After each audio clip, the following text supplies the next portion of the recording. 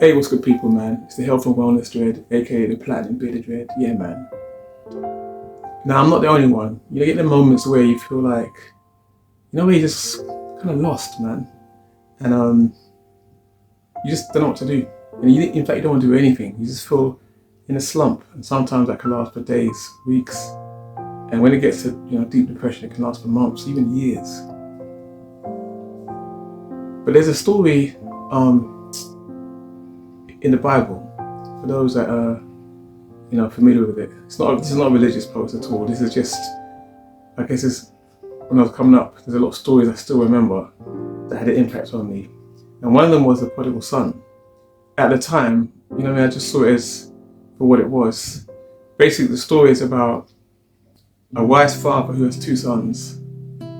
And, they're obedient and, they're good sons, man. And then one day, one of the sons gets fed up and says, this is now paraphrasing, right? So one of the sons gets fed up and says, all his mates out there doing this, that, they're partying it up, they're having fun, good times, and we're stuck in this house, just, tending to the cattle and doing mundane stuff. And he just says he had enough and he wants to taste some of that life. And the dad, a very wise dad in his wisdom, doesn't force him to stay. He says, okay, son, if that's what you want to do. He even gives him some money so he can, so the son sets off, parties it up, gets wild and does all the stuff he wants to do, drinking, all that kind of stuff, loving life, man. And then he gets to a point where all of that starts to lose its shine, man. And he wants to come home, but he's embarrassed to come home because after all the things he said, and now, it's almost embarrassing to return based on, wanting to taste all that excitement and all of that. But anyway, after it becoming unbearable for him, he returns. And the father sees him returning through the window and he runs out to meet him, gives him a big hug and says to the other son, look, let's slaughter the cow, we're going to have a celebration, we're going to pull out all the stops basically. And, while they're celebrating and stuff, the other son quietly goes to his dad. He's really upset. And he says, I don't understand, man.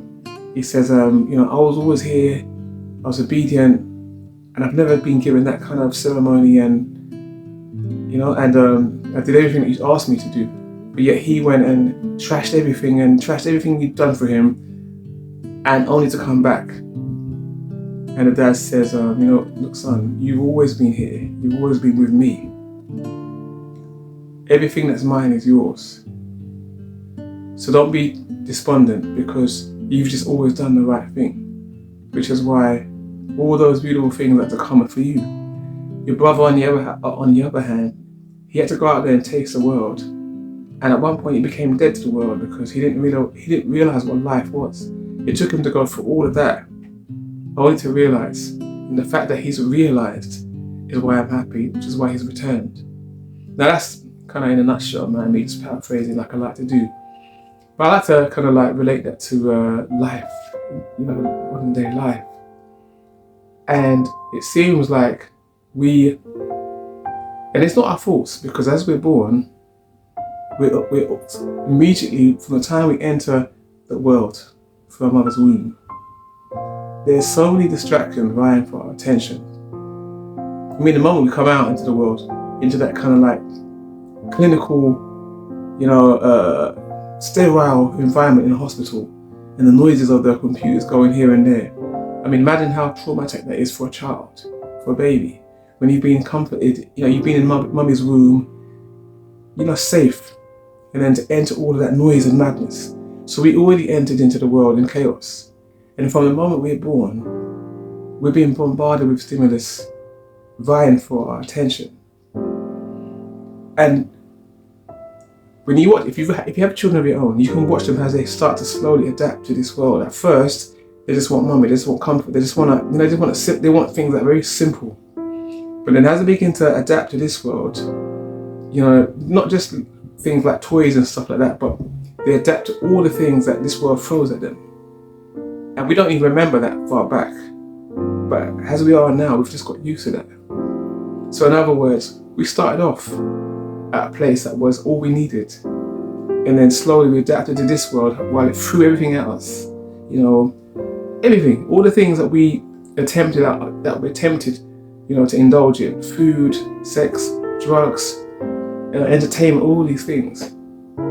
And for us, it felt normal, like the good life. But there's always been that inner child that's always known that that's not what we need. And when I say inner child, I'm also talking in terms of that Creator's voice, the Creator that gave us life.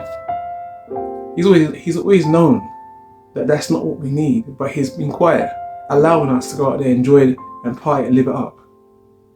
Because He's always known that the time will come when you'll be at a crossroads and you realize that, wait a minute, this isn't it. This ain't the life, man. This ain't it. Some people never see that, unfortunately, and they exit this world in that state.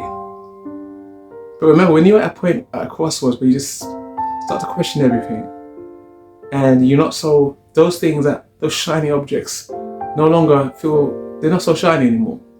You're at the same place where you've tasted all the things of this world, and you've seen all the places led you to, which is astray from where your joy and success could be, and now you don't want that anymore. And it's at this point that we have to be humble enough, courageous enough to turn around and say, nah, I can't do it. And you may lose friends, you might start calling you boring, you might lose quote unquote excitement, but you have to ask yourself the question,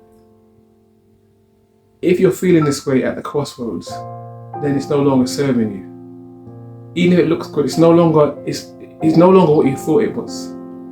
And that's where the courage comes in, to turn back and make that journey home to quote unquote the Father, the Creator that is in us, that's always known what we need better than we know.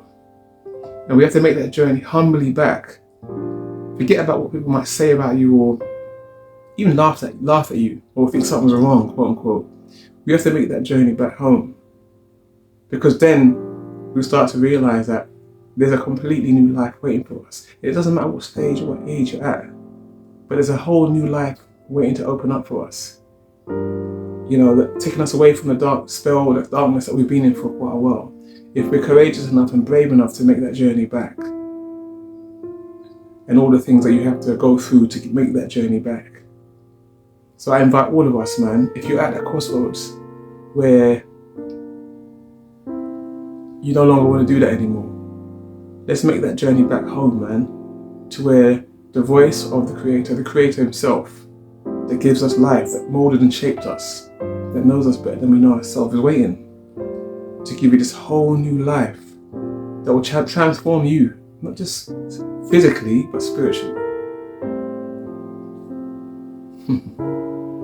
Anyway, let me know your thoughts, man. You know, do you even know the story about the Prodigal Son, and what's your story in terms of, you know, where you've gone through the fire or through the darkness and turned it around? Drop down in your comments, man. I like to read them. I reply to them all. But for now, it's the Health and Wellness Dread, aka the Platinum Beat Dread, signing off. Don't forget, like and subscribe and all that good stuff. And we can do this again. Yeah, man.